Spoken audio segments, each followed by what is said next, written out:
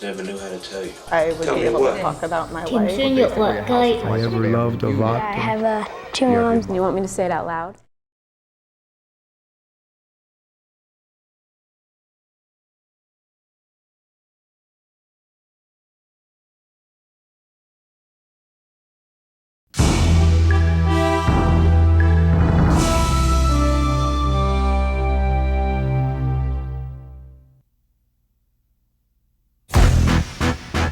On November 27, 2004, the Satyrs Motorcycle Club, along with hundreds of their friends and supporters from around the world, gathered at the Hollywood Palladium to celebrate their 50th anniversary as the oldest continuously active gay organization in the world. Although there were groups that had come before, only the Satyrs Motorcycle Club could endure 5 decades of the most turbulent times in gay American history. What has kept this group of men not just together, but bonded like family for so long? A look back at the circumstances surrounding the formation of the club can provide some essential clues about where the gay community has come from and where it's going in the future. It was 1954, a time ripe for change. Ike was in the house. Joe was looking for commies. GIs home from World War II were busy starting their lives over. But not all of our vets had come home to their best girl. Oh, Mom, this is Alex. Hello, Alex. We're very happy to have you with us. In Los Angeles, we said goodbye to the red car and hello to gridlock. The first one of these had just popped up, and the happiest place on earth was still a year away. We left it to Beaver, made room for Daddy, and Father always knew best. Still, what about the other fellows? What do they do?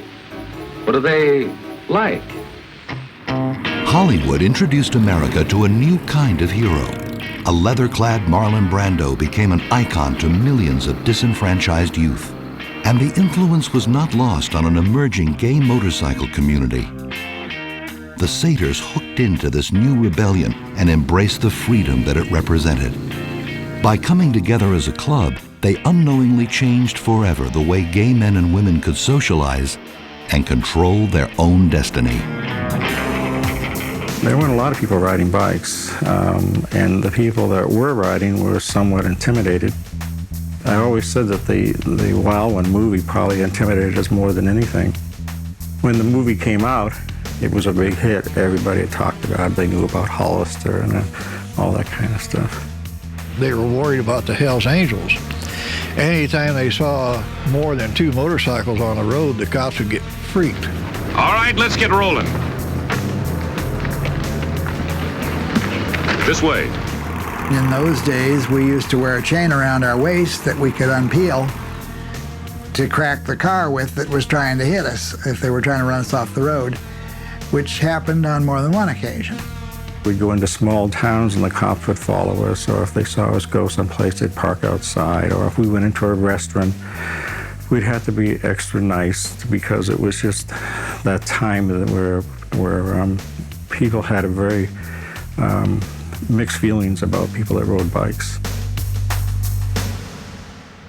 I moved into California when I was 21 years old. When I founded MCC, it was very, very interesting.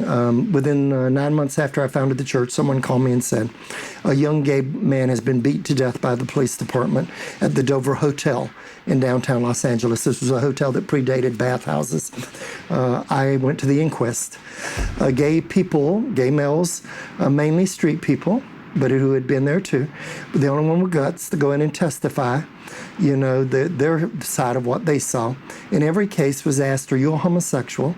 And I watched the jury's eyes like doors close, as in every case they said they were, are you a homosexual?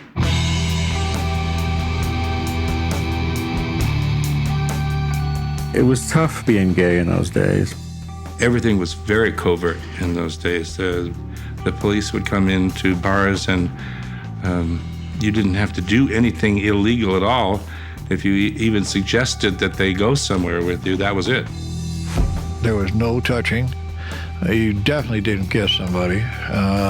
You didn't put your arms around them. We were always intimidated by the police just because they didn't like gay people.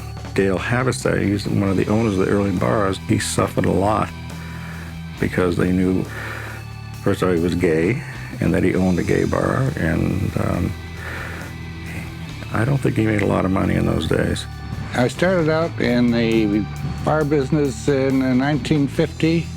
We had been open about 6 months when the Hollywood Vice came by and advised us that we should clean up our clientele or close the bar. You know, the police could walk in and literally look you in the eye and say you're under arrest. And whether you were guilty or not, you'd probably spend a great deal of money going to court. And of course, the last thing you'd want to have is something against you on your record in those days, because you'd lose your job and stuff like that. I remember once I was in the old Red Raven bar, which was one of the more popular places in those days. All of a sudden one night, just like a dam giving way, there must have been 30 or 40 uniformed officers rushed into the bar, and we just all froze. They would swoop in, come in, close down the back door of the bar, make everybody exit through one door, and have 3 or 4 officers grabbing people, you, nobody in particular, just anybody they grabbed. And I think that's probably one of the reasons that the club got formed, is so we could go away on weekends and stuff like that.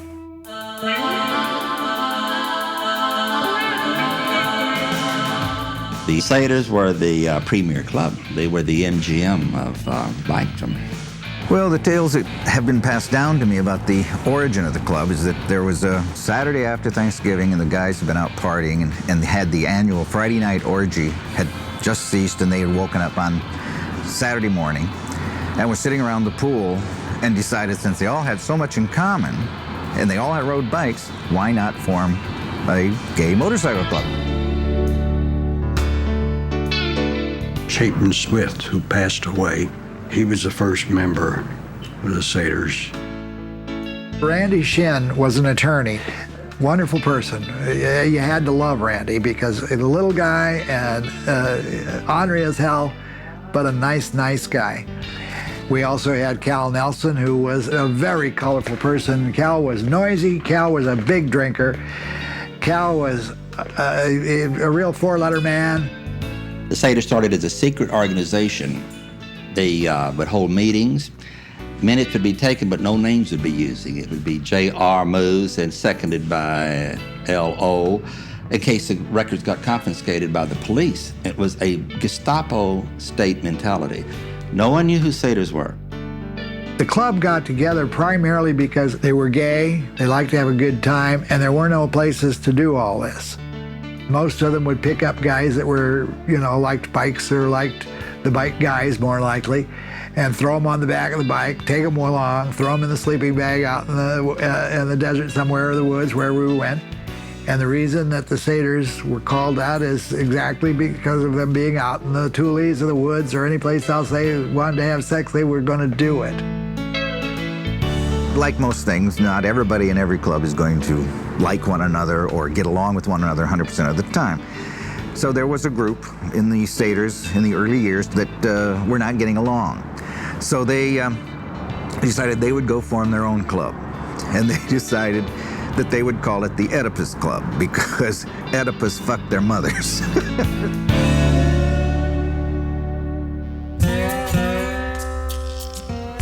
I joined the Satyrs in 1964. I was 28 years old. Truthfully, I'm kind of a rebel. I grew up in a very square family.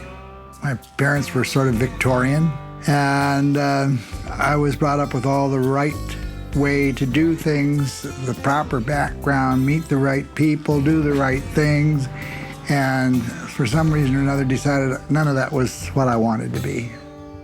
Cal and Randy met me at the cinema, drugged me down to the club bar, and the parking lot had no lighting in it. They hauled my ass across the hood of my T-Bird down there and pulled my pants down and did it. And I said, these are guys I gotta know. These are the guys I want to run with. I was in the club for 44 years now. I was a buddy rider most of the time. unbeknown to a lot of them, I had a bike for a year. And then after that, I was a buddy rider most of the time. They said I was the best one they ever had. I went for leather. Everything was leather, including the motorcycle riding. I just liked leather.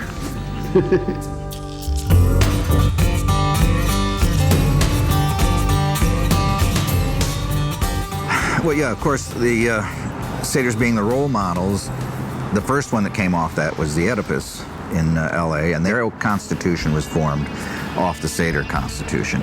And then people would start, it was like a tree, they would branch out. George Madden, Dick Beaver, Gary Winslow, Stan Lawson, and myself were the founding fathers of the Saddlebacks. It was basically a drill team, and we did perform out on the road doing tricks. And I'm also a founding father of the Satyrs Motorcycle Club out of San Diego. All of the clubs really started from ours. Bill Regan and I made a trip to New York together. NYMBC was just starting, and our purpose for coming was to bring some films of what the motorcycle groups were doing and runs and so forth, and also to help them learn how to throw a run and how to deal with the state of New York Parks and Recreation. The Satyricons out of Las Vegas asked, literally, can we read your Constitution so we can set ours up the same way? And basically, it's all the same Constitution.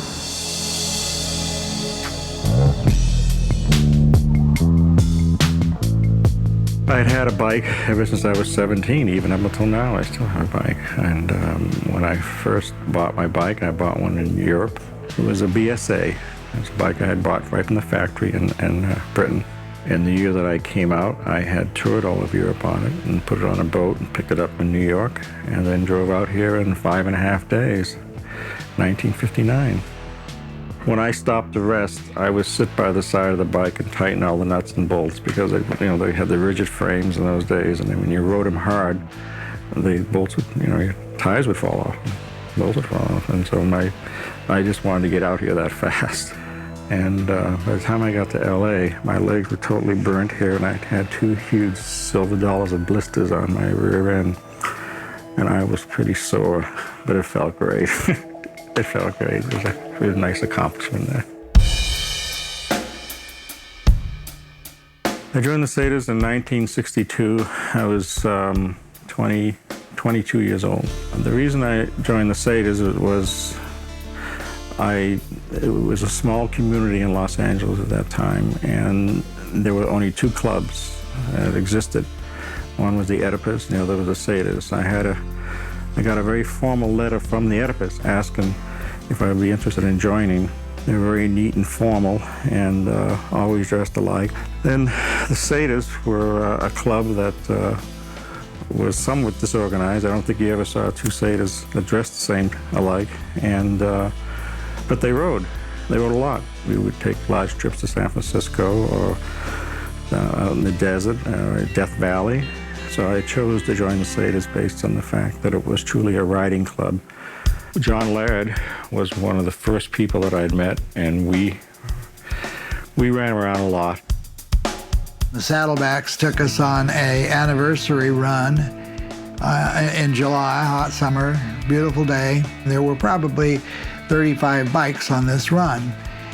A teenager in a Mustang, a 64.5 Mustang, decided he could outrun the cops and lost control of his Mustang coming over a hill and hit me head on. I had one of my boyfriends with me, and he having a good time. He wasn't hanging on to me tight like he should have been for safety purposes. He was just enjoying himself. And it threw him about 50 feet, and he landed on the back of his shoulders and neck and head, and went into a coma, and within 36 hours died from his injuries. I lost Gene, and I had 112 broken bones, if you're ready for that. Everybody came out there, all the guys, they were wonderful. I had visitors every day. And the hospital told me when we heard the clank of chains or spotted the leather, we just pointed that way because we knew where they were headed.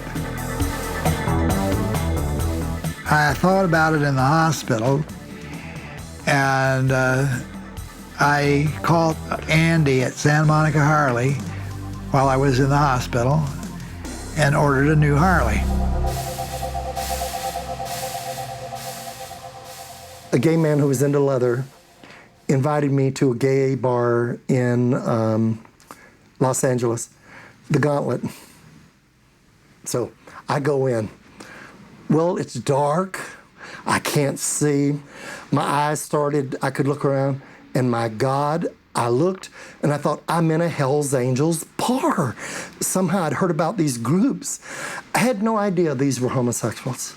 And my friend didn't show up. And about that time, one of the hottest looking men in chaps and jeans at the end of the bar, sitting over on some kegs, looked up at me and said, "Come here, pussy." Scared me to death. Scared me to death. And I thought, oh no, they're trying to start a fight. We had our bars, and of course the bars would always cater to the biking crowd, because if they got the bikes, they usually got the crowds. I had gotten into the leather scene, and I opened a club bar on Western and Melrose. At that time, there was the Satyrs and the Oedipus. They attracted the looky-loos, and many of the looky-loos, of course, then became bikers. Everybody wanted to go where the bikers were, because they had this aura about them as being, like the wild one and all that sort of stuff. There was a cohesion, it was a tangible, almost palpable consistency to the biking community. It was fabulous. Ralph Hansen, a good satyr for many years, used to throw beer bottles across the bar. He'd see, I'd walk in the bar, and he'd have a full beer. He'd throw it right at my feet on the cement floor, and it would splatter all over. That was Ralph. And Cal Nelson always went around lighting everybody's handkerchief on fire. People would learn that at least twice a month the bikers would be out, and the other groups of people would come in, and they'd have their bar full.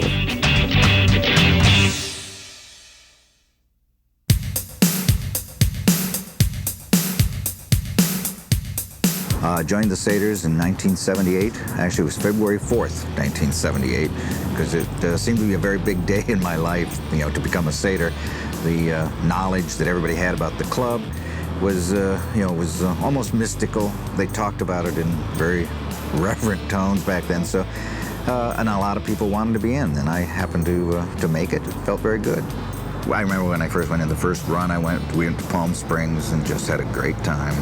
And it was a very much, not just riding together, but very friendly together, very much, we did everything together. So it was a whole different lifestyle. I was born in Boston, Massachusetts, then moved to Miami, Florida. And in Florida, at the time, in the 40s and the 50s, if you were 13 years old, you could ride a two-wheel vehicle from sunrise to sunset. And my dad bought me a brand new 1948 Spring Fork panhead 61 cubic inch Harley right off the showroom floor. That's how it went. I've had a total of 24 Harleys.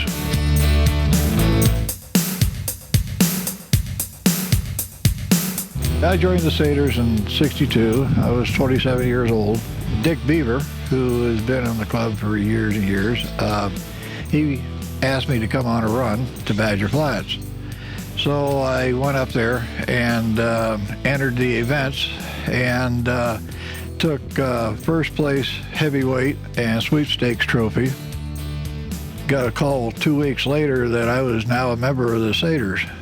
I guess the Satyrs didn't like the idea of losing 2 trophies, so they figured they better bring me in the club. So I'd like to present our newest satyr to all of you and bring forward Scott Bloom. They would recruit men on their own the recruitment by not telling them that they were recruiting them. For example, you'd go to a bar, you'd run around with your friends, and one night you'd begin looking around and there'd be about 5 or 6 guys who you were buddies with, drank with, maybe tricked with, whatever, and they're all saying, "We're Satyrs, and you are now a Satyr. We voted you in." And that's the way it began. Harley. You couldn't get in the club unless you had a Harley. To be voted into the club, you had to have a bike, and it had to be registered in your name. Shortly after the Satyrs were formed, they decided that every new Satyr had to have something that identified them. And vests were not really something they had the money to do at the time and so forth. So they gave all new Satyrs a belt buckle with these studs, and this wristband, which has a little plate on it. In this case, it says John, 1964 Satyrs Motorcycle Club. Initiation-wise there was no harm ever done to a body. Well, there were things like they would hang you up in the garage and pour motor oil over you and do all sorts of kinky things to you. Shaved me and made me sit on a 50-pound block of ice and tied weights around my nuts. My initiation was held at Cal Nelson's house in Inglewood. And so after the initiation and everything, and the club had sort of packed their stuff up and went home, I stayed with Cal Nelson overnight, so I got initiated again. When I joined, the initiation was drinking out of a never-empty tankard, which was about yay big. And they'd fill it with beer, and you'd start drinking, then they would pour in vodka, and then they would pour in gin, and then they would pour in God knows what else, until, and you just drank and drank and drank. I got so blitzed, I literally passed out. They had to carry me out of there because I couldn't walk. What was amazing was the gay community started thriving. And I always say it was because a few of us stood up and said, we're not going to put up with this anymore. You got to remember, we were the new Young Turks. I was 28 years old in 1968 when I founded Metropolitan Community Church. So all at once, the average age of my church was 23. All at once, you have these young, healthy gay men and lesbians who, it was a different day. It was a different generation. And we were not going to be frightened or put off by nonsense. 1, 2, 3, come on! Well, you don't know what we can find. Why don't you come with me, little girl, on a magic carpet ride? The late 60s through about the mid 70s was when motorcycling reached its peak. There was a very significant raid at a place called Larry's, which is right near Griff's on Melrose. And they hauled everybody in. And for the first time, everybody stood up and fought back. Everybody went in a group, more or less, through the similar attorneys. There were only one or two. Gladys Rutan and Harry Weiss were two of the biggest at the time. And won the case, which in effect told the police to stop it. And really was kind of a turning point in Los Angeles, I think. It was kind of like this, for us, a smaller version of Stonewall. Which made a big, big difference to the biker community and the gay community.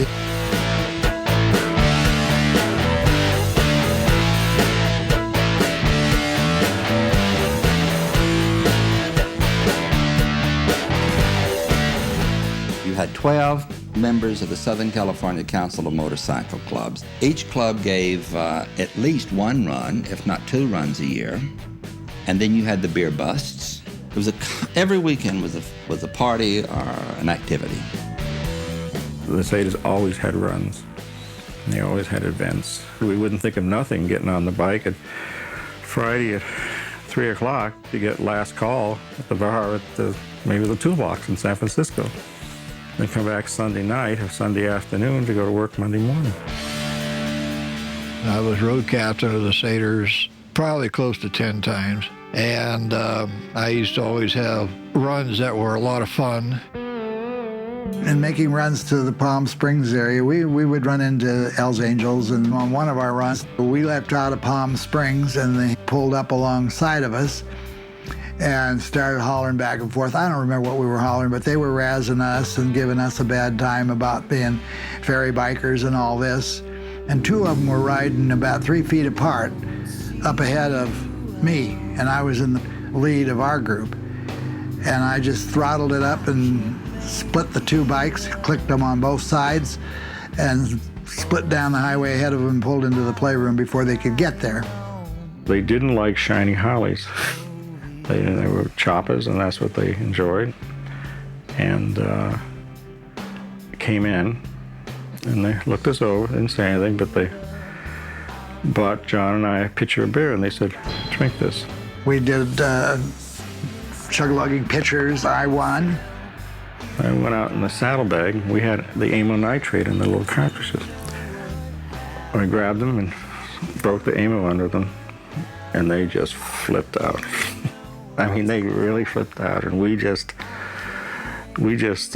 instantly became buddies with them. And so finally, I don't know, it was when I said, why did you come here? And he said, well, the bartender was a very handsome guy, and it was a gay bar. He says, well, that's our friend there, and we thought you were going to beat him up, you know, because he's gay. They turned out to be a lot of fun. We got awfully drunk.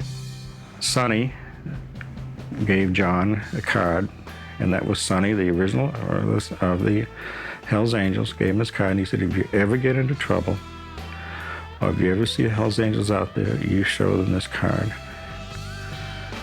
And that's how we met the Hells Angels. The bike runs were important to the community for two reasons. From a biking standpoint, it gave us an exclusivity, that we were a little bit special, that we knew about these runs. And the other thing, the runs were important because it gave us a chance to get away from the pressures and the threat of the police. It gave us a secure environment to party in and just to be ourselves. From Mexico to Canada and all points in between, they were everywhere. But one event would eventually become synonymous with the name Satyrs. It was their annual Labor Day run to the High Sierras. Known today as the granddaddy of all runs, it is Badger Flat.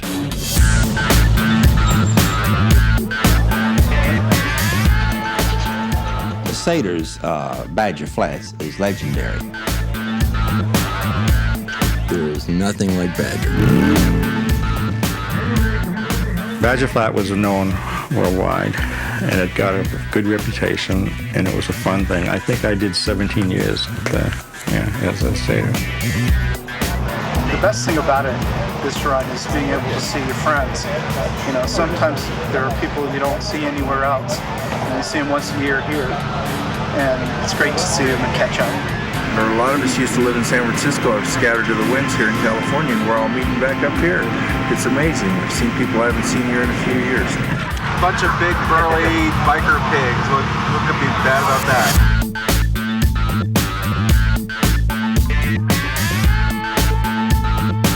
The amount of people that used to go to Badger was so overwhelming. I mean, I think there were years we had close to 500. I met people from Germany and Australia.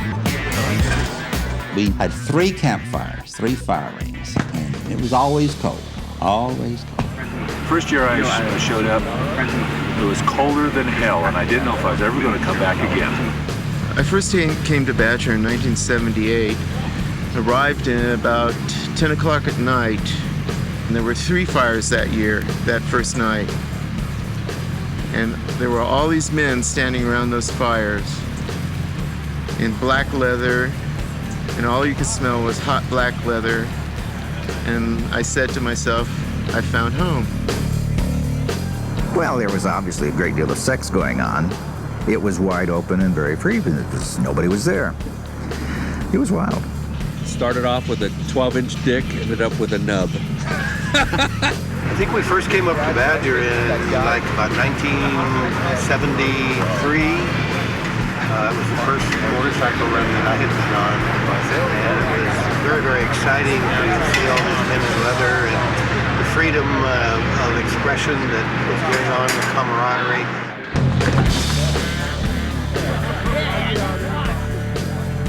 It was just an idea to go out for a ride. They were doing that around LA, but then LA started to grow and it got more and more impossible to get away from people.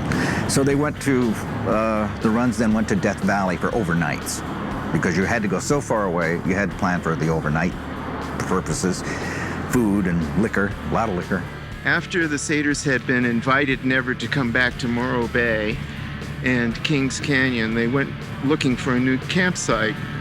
A couple of the guys went out on a ride to find someplace. They finally found Badger Flat, which was way up in the mountains, away from people. Nobody would come way up there. It was completely unimproved. There's no running water, there's no electricity, so everything has to be brought in.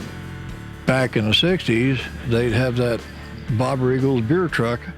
He'd be bringing all the beer in, and we'd unload the beer, put it in the stream, dam it up to where the beer cans couldn't disappear.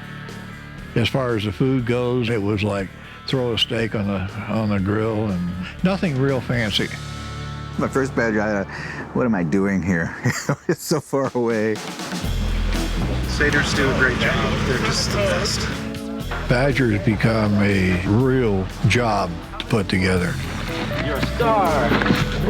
It was amazing to me that it could, with the limited number of people we had when I first went, that it could be put together the way it was with the showers going, the kitchen complete setup, the bar setups, the fire going, everything. And I was just flabbergasted that here you drive up and suddenly there's this little town being built. I mean, it's just extraordinary. When you think of trying to feed 500 for 3 days. We finished breakfast and started lunch. The lines were so long. And nobody minded. Nobody cared. It was all a good time. I think in a way that every one of the clubs that puts on runs have their own reputation for food. And I'm proud to say that I think the Satyrs always remain pretty much on top.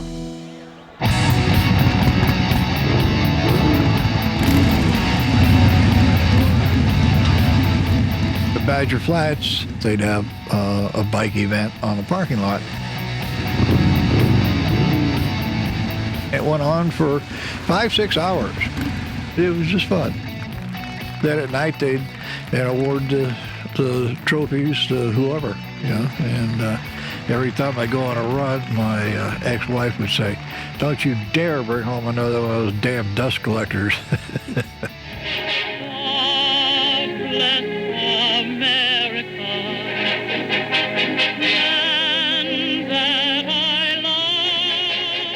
You might say that the Satyrs have kind of a mascot, Kate Smith.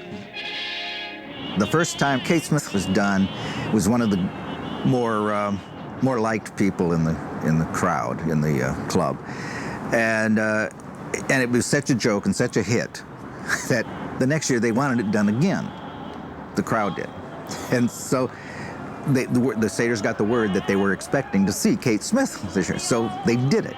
So there's one song you're always going to hear at Badger Flat, and that's God Bless America. And always one of the members who is chosen by the president appears at the final evening's performance and awards ceremony as Kate performing God Bless America. And that's one of the great kept secrets of the club. Nobody knows, including the members, who Kate is going to be until that spotlight goes on.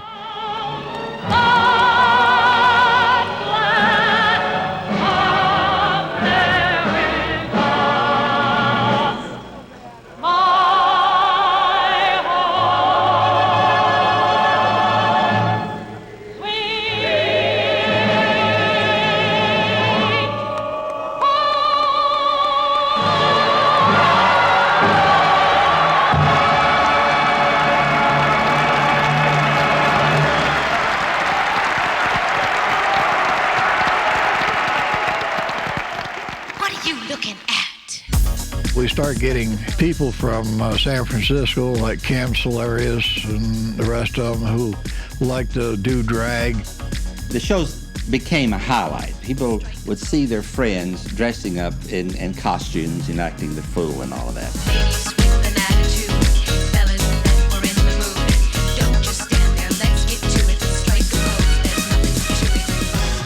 guys called the Cashews. They were completely nuts. And it was the first drag on the run. That was the beginning of the whole thing. It was just something to keep the guys happy between dinner and going to bed. and Monroe, Dietrich and DiMaggio, Marlon Brando, Jimmy Dean, on the cover of a magazine. Grace Kelly, Harlow Jean, picture of a beauty queen. Jean Kelly, Fred Astaire, Ginger Rogers, dance on air. They had style, they had grace. Rita Hayworth, gave good face. Lauren Kaplan, Manitou, Betty Davis, we love her. And we had guest night, so anybody that wanted to do anything could come up and do it. I don't care what you want to do, just do something to entertain the crowd. Then I make my love with you in my very special way. Making love gets better every day. When I first got the run flyer to Man's World, it really conjured up all of these wonderful visions of men being in charge, men taking control. And then I realized whoever thought of that run theme had never been on a committee with a lesbian.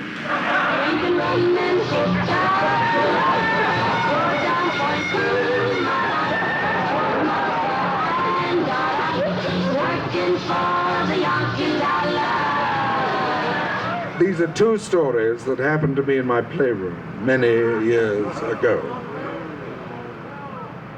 It was the night of the construction worker. I had on my helmet, my boots, and a little belt with, hammers, screwdrivers, all used, of course, and a pair of goggles. And this young acolyte was behaving extremely well. And we got hot and heavy and sweaty, and I put the goggles up on my helmet, and he started laughing.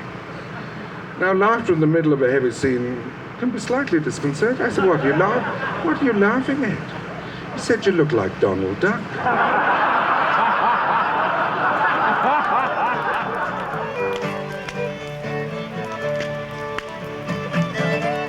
In about 1991, Ken and I had a kind of a special ceremony at the Satyrs campsite the night before the run began. We exchanged rings, and somebody in the club baked a cake. I'll never forget that. And when we finished this little ceremony that we did, which was just each of us talking to each other, I'll never forget one of the members, Jim Morgan, was just standing there in tears, and it was just one of those very special moments, and that whole year seemed very special. I'm just glad to see that the Satyrs are carrying on the tradition of the bike run culture. It's part of our culture that we need to nurture and keep alive because it's a valuable thing. The area is special to me mainly because it's a gathering of gay members, people, and friends.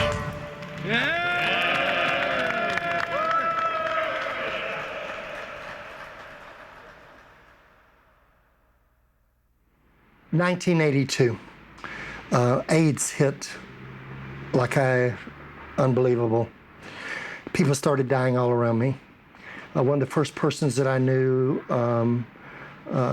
Clifford Letary, who was the leather man, came in and said, I have that new disease. And Clifford died of it.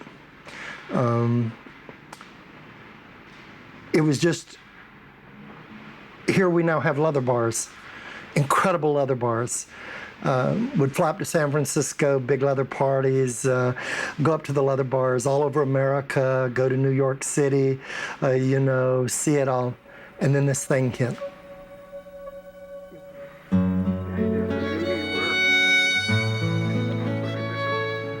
But he was kind of every man. He's got a big old smile on his face. He always did. And that was genuine for each and every person that he knew and that he loved. When AIDS hit, it was a surprise to all of us because we just didn't know that much about it. We didn't know what it was. We thought it was an old man's disease. I guess the biggest single impact on the openness and the activity and the relationships is the AIDS impact. One of our people got sick, And it was then we really became aware. We lost a couple of members right away, and little by little, it just kind of started to decimate the entire community. My lover, Michael, had HIV. In 1991, he was diagnosed with full-blown AIDS. So from then on, his life went, like he didn't give a shit anymore.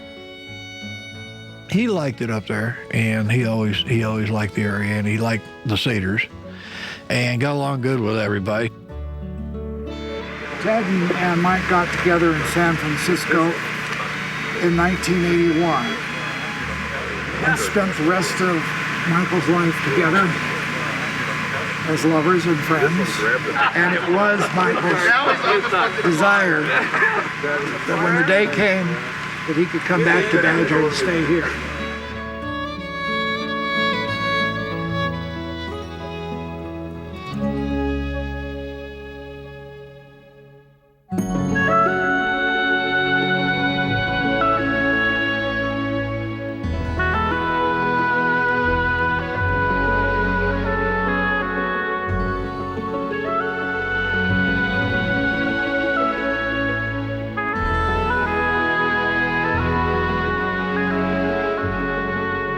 My son this year, and I'm going to sprinkle his ashes up there.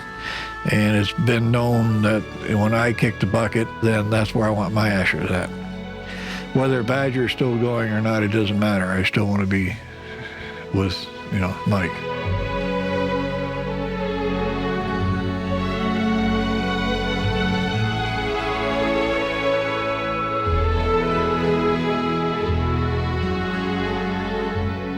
We started obviously donating money. The club would run beer busts to either the groups that were supporting them with the food and the help and the paying.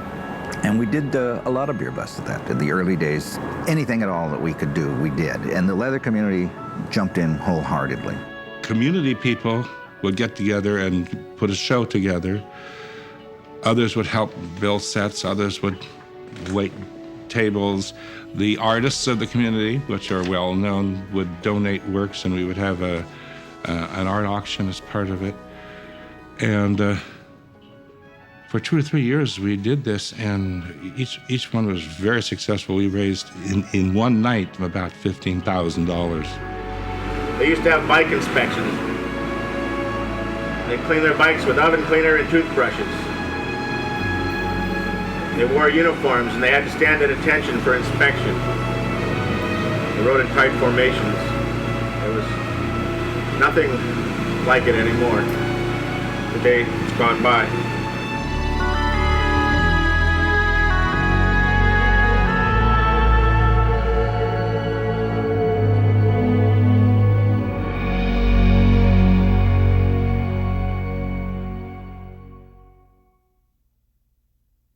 I saw hope during that period too. Even though it was dark with AIDS, I saw hope.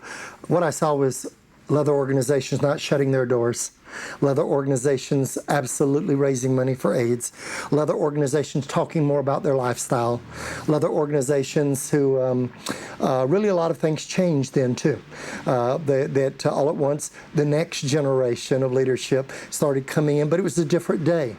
They were much more willing to talk about safe sex. Leather people joined right in with that and saying, we're going to make a difference, we're going to live through this, and we're going to teach others to do it too. And we're still going to see the leather community move forward.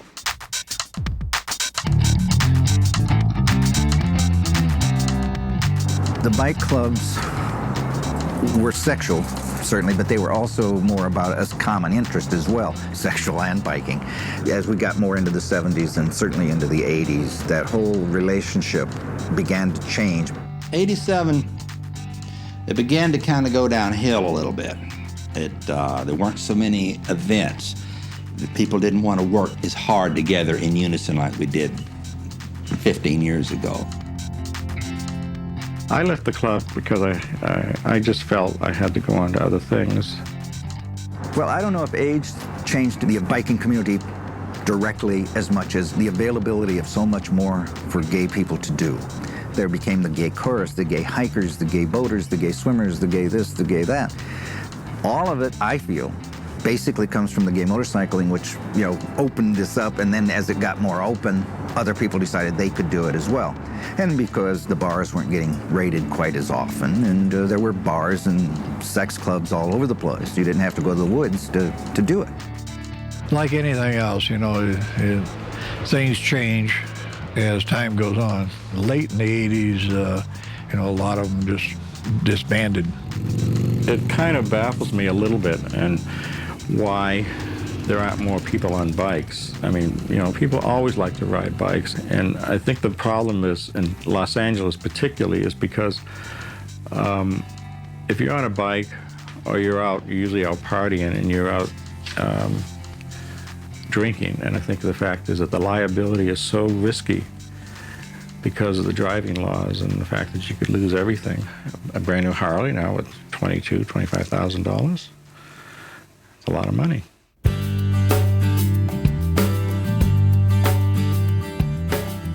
Well, you know, in the future, I think there's still going to be a lot of motorcycle clubs. Certainly the Satyrs will be there, and there will be other, you know, clubs that are in other cities. There may not be 20 of them in Los Angeles. There may be only 4. There's so many young men who were gay and who didn't fit the stereotype. And they're in smaller towns outside of Los Angeles and New York and San Francisco. They didn't have an opportunity to find a culture that would nurture them and that would amplify their masculinity. The biking community did that, I would say, for countless young men, and still is to this day. One of the things I think I see the bikes groups doing is what they've always done. You know, they were always great organizers. They could always organize a run, organize a beer bust better than almost anybody I ever seen. And I think that's what they're going to be doing in the future. They will still organize very well. Maybe not organize on the level of the gay pride thing, but I think on a local level, the gay bike clubs will do a lot of that. There will always be a leather community. There'll always be the excitement of getting on that motorcycle and feeling masculine, feeling good about yourself. There's always going to be that mystique of biking and what really goes on that a certain number of people are going to be interested in. It's a joyful thing, you know. I wish that I was closer to L.A. Because I'd run as road captain again. The Satyrs have always been a warm part of my life, and I often think about them. I think of the riding and just doing things and the parties and going places. We're still liking to run. We're still a bunch of rebels. We still don't want to get dressed up. We still like to run to the mountains.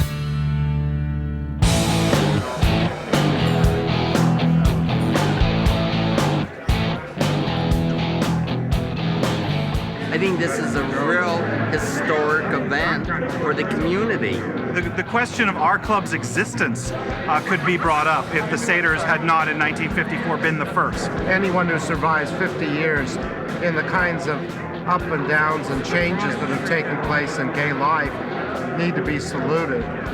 It is a milestone. It's something that I think all of the gay, lesbian organizations throughout the country should come to help acknowledge. They are a leader. They are people who show that the clubs can survive through everything that's happened with the gay community, that they can survive, they can pull together, and have a strong club.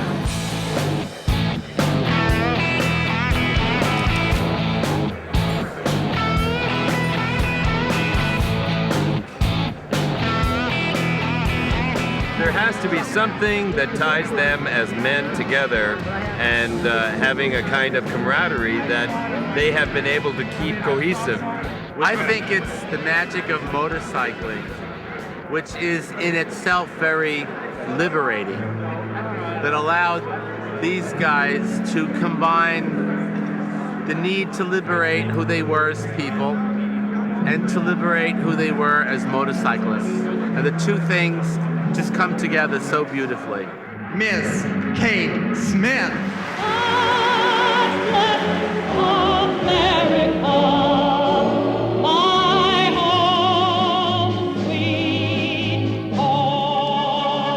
I think the main thing is that you have to have somebody who is probably the old guard that keeps the cohesiveness of the clubs together.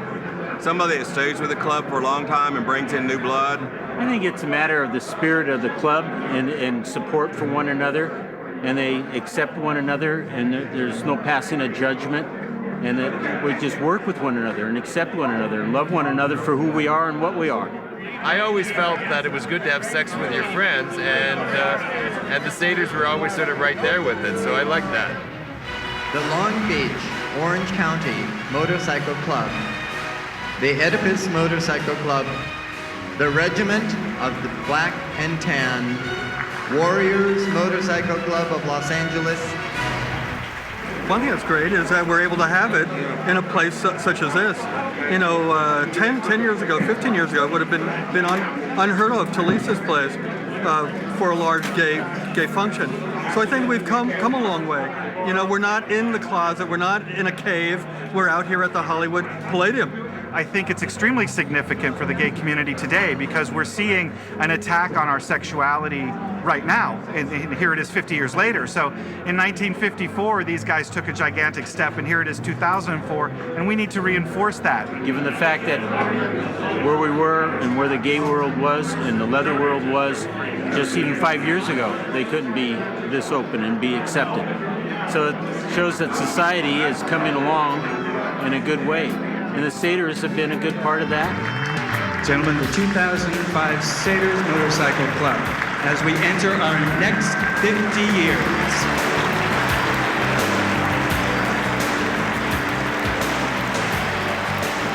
They have nothing but love and brotherhood for each other, and people that aren't even Satyrs, they treat them like family.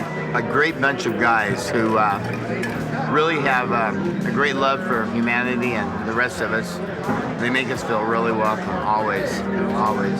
We're very proud to have a group such as the Satyrs in our area that has been around for so long and has done so much good. I'm really grateful that they're celebrating their 50th anniversary, and that I'm really grateful that they're not only an example to me personally, but to the world.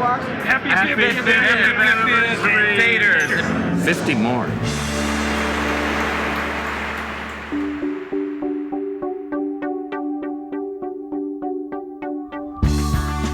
Being a member of the club was always nice. Across the country, you mentioned you're in the Satyrs, everybody knew exactly who you were, what you were doing, you know, that sort of thing. I get people coming up to me now and talking to me in bars and things and says, "Hi, good to see you." I have no idea who they are, but they recognize me from Badger or being in the club doing something or whatever. And they know me, but I don't know them. But you know, that's fine. They know me as a Satyr, and that's where it all comes from. A lot in my life changed. In the first place, I had a new group of friends that I liked. I became a lot more, let's say, open about myself. I had a lot of friends, acquaintances really, until I got into it with the leather crowd, the motorcycle crowd, and then I got some very close and fast friends, and that I'll always remember. It was enormously important to me, and I think everybody who was in it, and still is to this day. We get together and laugh and talk and remember things in the past. I've kept my involvement with the Satyrs over the years because I have to say that the friends I've made in that club from early times on have remained probably the best friends I have in the community. The Satyrs was a very fulfilling part of my life, and I truly think of it a lot. The club had a purpose, and it fulfilled that purpose, and it still does today. It's a riding club, and it always has been. Times change, but there are always people who still want to ride their bikes and do things and go places, and that's the advantage of joining a club. And the Satyrs has meant that much to me, and it was a wonderful experience. I said that when I left the club, and I feel absolutely the same about it today. I think motorcycles have a certain charm all by themselves. I don't worry. I think the Satyrs will always be around. As long as they're with me, I'm with them.